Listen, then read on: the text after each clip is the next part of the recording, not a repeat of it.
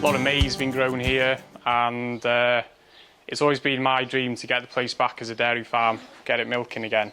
So I started buying my own cows about 5 or 6 years ago, basically just with what I could afford.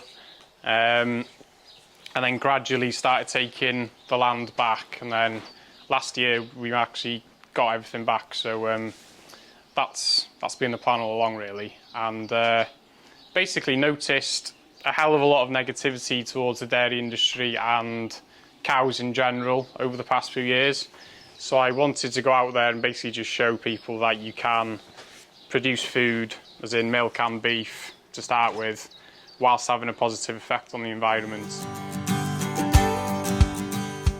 You would be amazed at how much you get from the life in your soil if you give it chance.